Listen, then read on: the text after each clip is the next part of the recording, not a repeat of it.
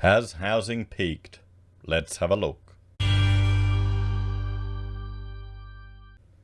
Hello everyone, Florian.Heise here, and welcome to another episode of HeiseSays.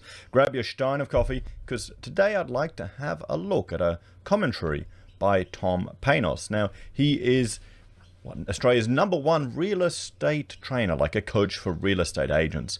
And I thought it'd be interesting to have a look at some of his commentary about the housing market. I've got real estate agent friends that are like fans of this guy and follow him. So I thought it would be interesting to get his insight into, or his perspective on, if housing has peaked, or if, as he's saying, is the real estate boom already running out of steam. So before we look at that, let's look at the current asking prices that we have here. So this is the capital city average prices, all of them together, all houses now for all capital cities are over $1 million. Everyone, you know, we should all applaud ourselves. Australia, we've reached that $1 million. Wages haven't quite reached that level either. You've got 3-bedroom houses at 930. You've got 2-bedroom units at 579, and all units at 564. If we jump here, this is nationally houses. This takes account, or the weekly asking prices. This takes account of the regions as well. All houses 653. 3-bedders 580. 2-bed units 437. And what do we have here? All units 415. So it's those 1-bedders that are dragging it down. Here we have Sydney. There you go. 3-bedroom houses. The asking price 1.3 mil. Guys, all houses 1.4. Units, notice how they've been tracking down and slowly creeping back up again. But they're at 712 for 2-bedders, and all units are 670. So almost affordable. Here we have Melbourne as well. You know, the property's kind of been flat in Melbourne, but all houses are over $1 million. 3-beds are 960, units 569, and 2-bedders 557. Everyone, we have a look here. Brisbane, we can see as well, it's climbed to 670, 570, 384, and 376. So housing is slowly climbing back up. Now the story is, you often have Sydney and Melbourne will get hot, and then people will come to other markets like Brisbane and say, oh wow, that looks affordable, I can get value for my money there. Look at that. We can see the listing prices here, the listing numbers here, the number of properties that are 180 days on the market, and the total number, at least in March in Sydney, was 27,000 properties. If we have a look, we can see in Melbourne, total number was 39,000. You can see, you know, nearly 20,000 only a month on the market, or a month on the market at a time. And Brisbane here, our listings have been slowly declining, and we can see it at 24,000 right there. So, has housing peaked? Let's have a look at this article or commentary that's been written by Tom. So, no matter where I'm going, these days I'm always being stopped by people asking me, how's the market? Well, that's Australia, guys, isn't it? It is Australia. We are so property obsessed. It's on the TV shows. It's on everything. It's a big part of my YouTube channel. I'm talking about property. You know, that's just how it is. They are no longer asking, this is a question, rather they're making a statement. The market's crazy, isn't it? I think we can all agree with that. Everyone is getting carried away with the current real estate frenzy. Everyone except me. I'm at the coalface. When you're at the coalface, you see micro moments. You observe minute movements that become trends. These are often triggering results that are seen by the wider audience a few months later. So what am I noticing? The hot property bubble up in the sky has begun to leak some air. Don't get me wrong, the market is still hot. So he called the peak. But I think it has plateaued. The first thing is, we've observed more properties being sold prior to auction. Most of the time, properties that sell prior to auction only have one buyer interested. That's why they sell prior to auction. The second thing is, stock levels are increasing significantly, so people they're starting to come back onto the market. CoreLogic RP data graphs clearly show listing numbers are growing each week. The period between Easter and Anzac Day, which also covers school holidays, should be a time when there is a pause button in real estate, not this year. I've been booked out in my auction business for quite some time, and most agents and auctioneers I speak to tell me the stock is coming on.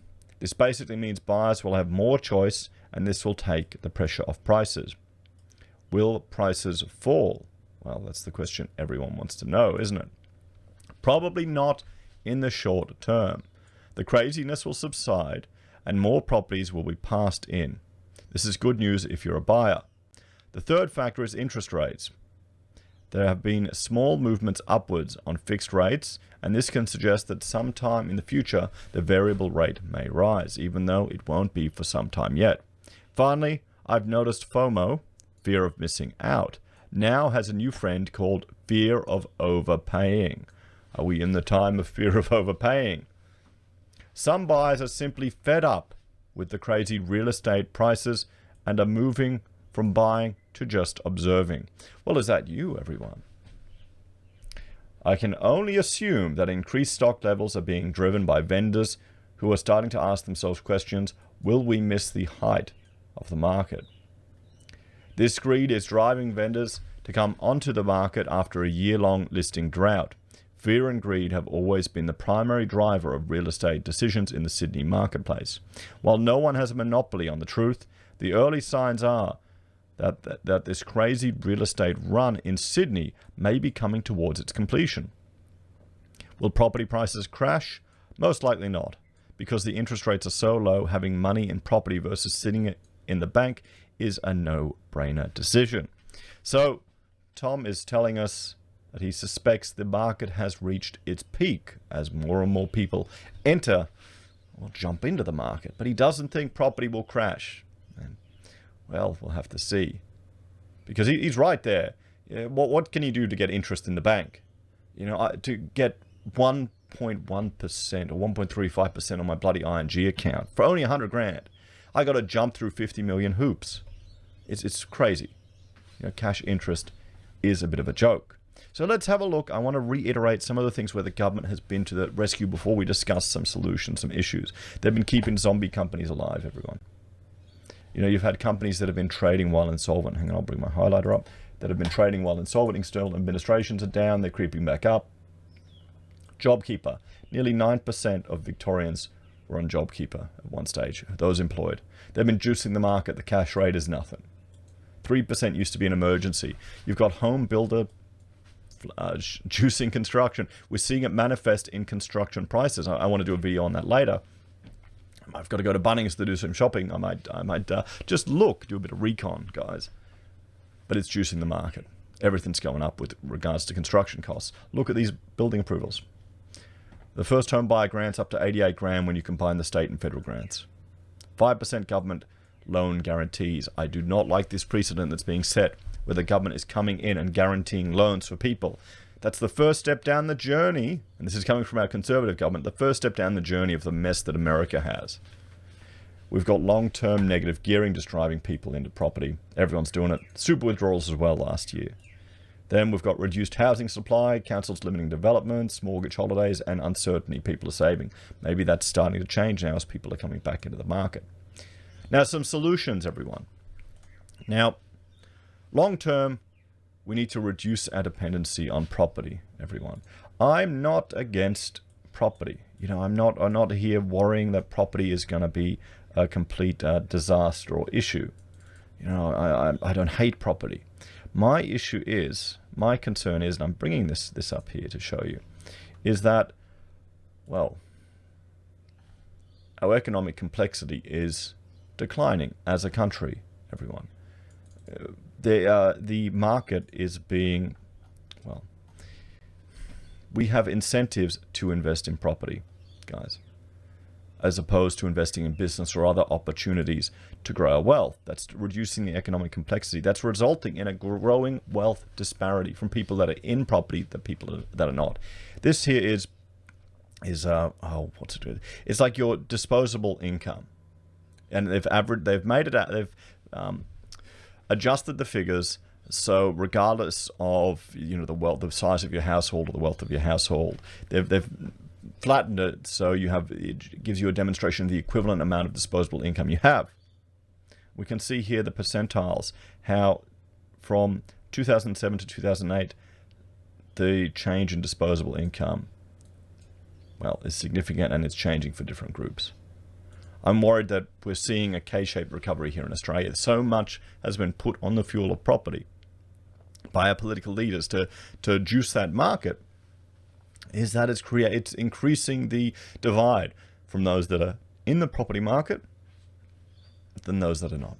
And that's going to lead to more social issues. And there's long term, you can't blame people for just thinking, get into property, get into property, get into property. It's the only way to make money here in Australia, the only way to build wealth. Yesterday, we looked at an article where they were discussing earning more from a house than a job. Solutions. We need to increase supply, reduce the local government red tape. Don't vote for parties that limit development and construction, guys. The not in my backyard crowd. I'll have another one looking at just. This is the thing when you have people calling for, Australia needs manufacturing, we need this back. You're going to fight the NIMBY crowd that don't want any of that. They want the benefits of a modern world and all the technology, but they don't want to pay the price for it. So there we have it, everyone. Oh, well, there you go. There's the home builder numbers in March 2021. There we have it, guys. Thank you all for watching. Please like, share, and subscribe to the channel. Let me know your thoughts and opinions on this one in the comments down below. Do you think housing has peaked? Do you think house prices will go down? What are your plans to deal with it? Are you going to wait a bit longer? Do you think interest rates will go up and push some people out of the market? Or do people have enough cash reserves that they'll just be able to push on? As always, thanks for watching. If you're a fan of the channel and enjoy the content I put together here, there are a few ways you can support us. You can join us on YouTube or Patreon. You can support us using affiliate links on Amazon, eBay, Independent Reserve, or AussieBroadband. You can also buy our merch from HeiseSays or Teespring, use Gold Pass from the Perth Mint, or support us via PayPal. Take care, everyone. Have a great day, and I will see you all in the next episode. Bye for now.